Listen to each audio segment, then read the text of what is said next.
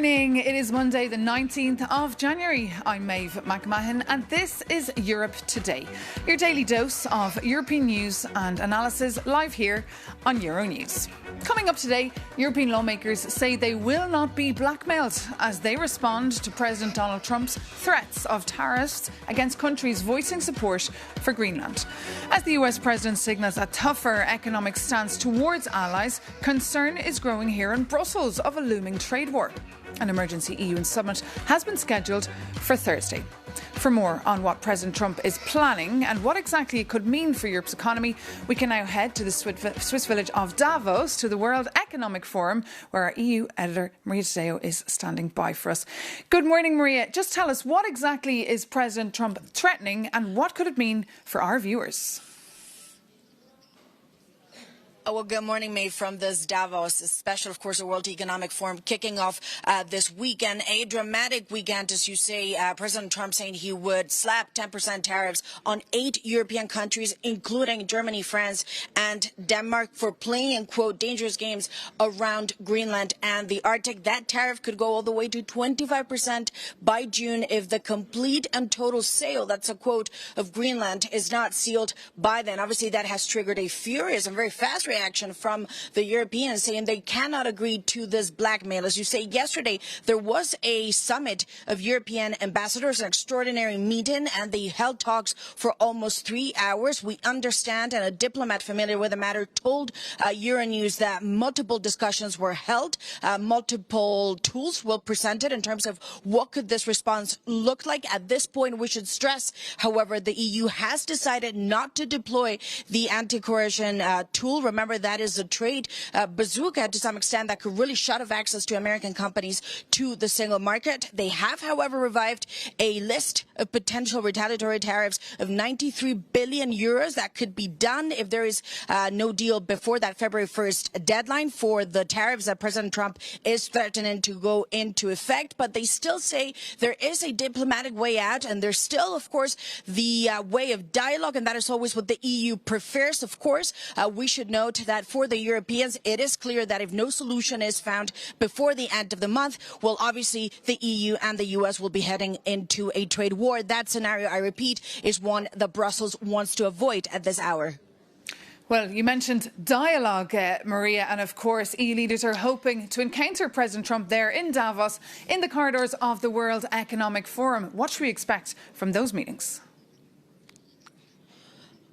Well, it's a lot of shuttle diplomacy. That's how a diplomat told me last night. They look at the meetings in Davos. Of course, the head of the European Commission will be participating, but also a number of European leaders and President Trump. This will be the first opportunity to meet face to face ever since, of course, that threat came in on the Saturday for tariffs if Greenland is not sold to the United States. Obviously, Denmark refuses that and has said that it will not move an inch on that point. But of course, the meetings this week in Davos could provide that path for diplomacy, but also a ramp-up to tensions. We should also note a meeting of European leaders is expected in Brussels on Thursday. Indeed. Thank you so much, Maria Tadeo, for that live update there from Davos. And to get, of course, the view from the European Parliament, we can bring in the Italian MEP now, Brando Benifei, who also heads the European Parliament's delegation for relations with the United States.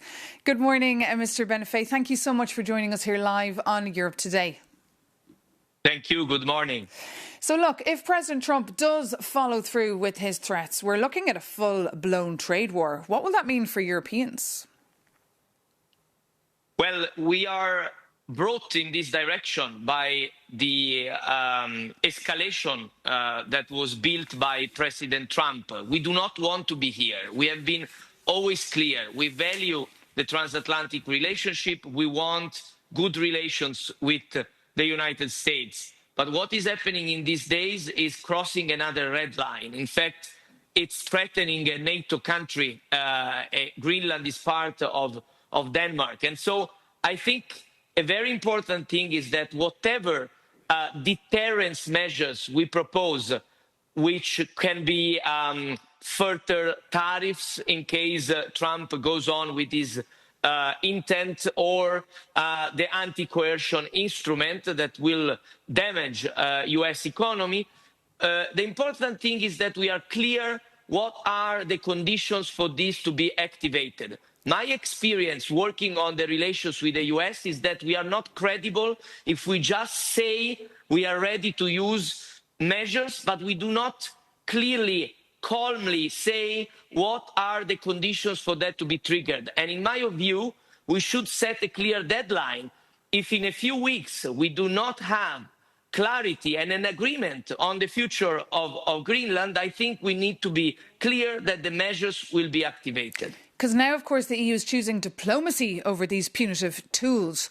Why is now not the moment to use these tough trade measures, Mr. Benifei? Well, I think that any tentative to still have a diplomatic solution must be used until the very end. But there must be an end. The problem of Europe is that this end of the tentative to find a diplomatic solution sometimes seems to never end. And this is profited by, in this case, the US, who think we are not credible. We are not serious about the possible consequences. So I think we need to be clear that there would be very bad consequences for the US economy if Trump administration goes in that direction. And I know because of my work that many in the Congress are on our same side. I hope and I wish that many more voices in the US Congress will raise to say that this madness has to end and that we need to sit down and work together as allies. And indeed, we've seen, of course, volatility this morning on the financial markets. Our viewers back home exactly concerned as well, worried about the impact this could have on them. But many, of course, calling as well for the EU-US trade deal to be frozen, to be put on hold. That could be a strong move the Europeans could play here. Yeah, I think that's inevitable because as extra tariffs are being threatened, the agreement in this moment seems to be not fulfilled from the US side. There should never be such a threat of further tariffs because of the presence of military from a certain state in Greenland. But this is what we heard from President Trump. So inevitably, the vote that was foreseen next week in the Trade Committee of the European Parliament to actually advance the deal will be frozen. I'm sure this will be the result.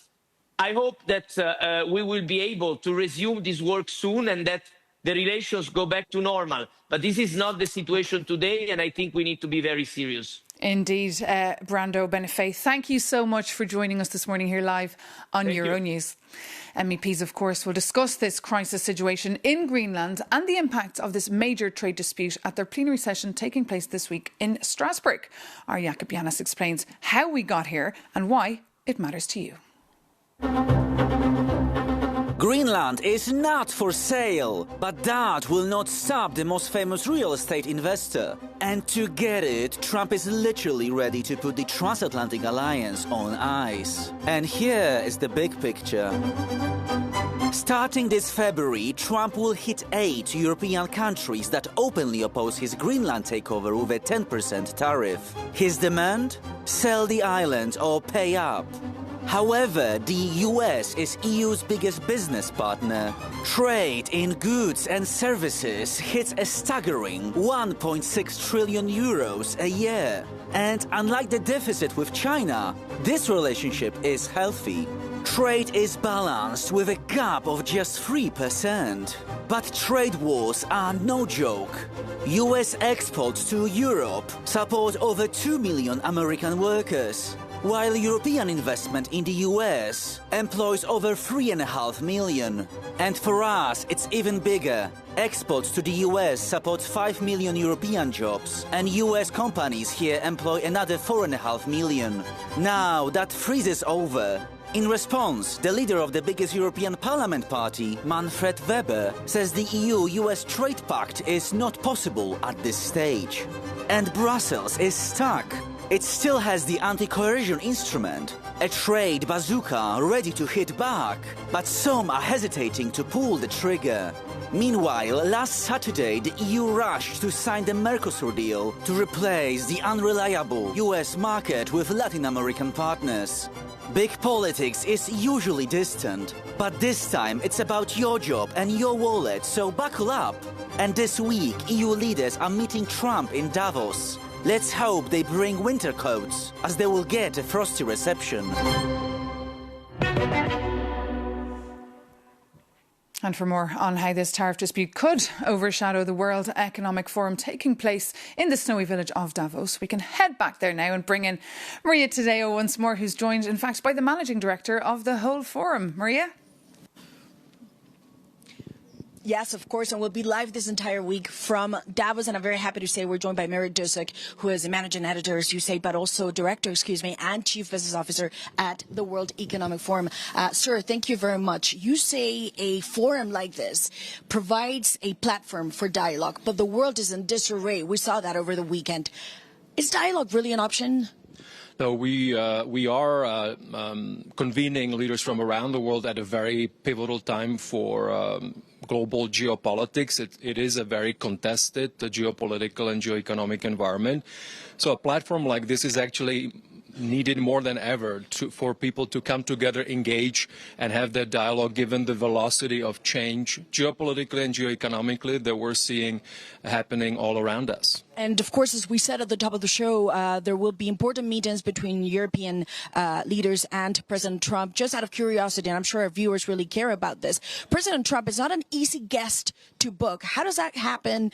And what do you think it matters for the U.S. to be here? No, it's very important. We have President Trump here, the representative of the largest economy in the world, together with 64 other heads of state and government from around the world, including Commission President von der Leyen. We have Chancellor Merz, President Macron. So it's going to be a big diplomatic moment here, I think, this week, given a lot of the changes that we're seeing, particularly on the trade front. And can I ask you, now that you mentioned the trade, and that's becoming now incredibly important, in a way, trade and tariffs are becoming a way of doing politics. How different is the agenda for the World Economic Forum this year? There's been, of course, a lot of this talk that it will focus less on climate, perhaps less on progressive ideas. Some suggest it's a less woke Davos. Is that too much, perhaps, speculation on that? What's the focus this year for you? No, the program overall is developed with looking at what is the latest data on the state of the world economy. Of course, we have a number of long-standing work streams that we also put on the agenda that have a critical milestone. So, for example, we have a big pillar focusing here on building prosperity within planetary boundaries.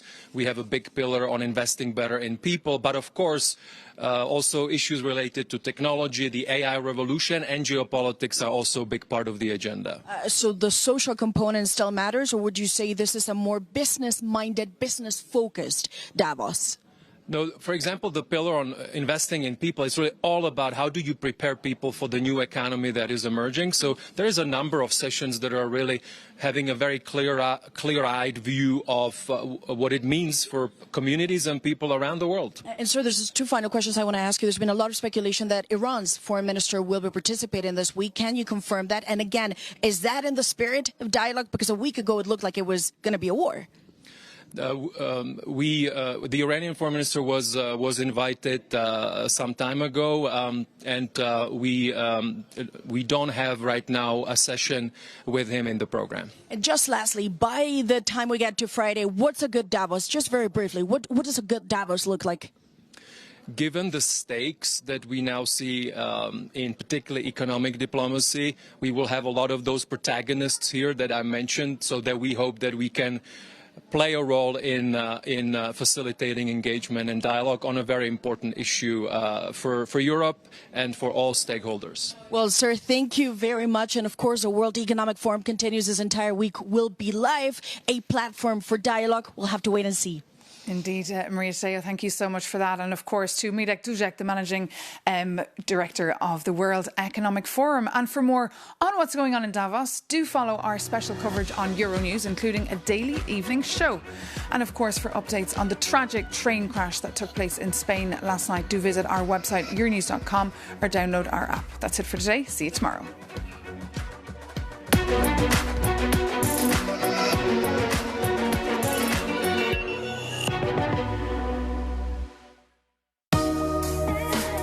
To exclusive sessions. We capture the conversations shaping tomorrow. Welcome to the Europe Conversation.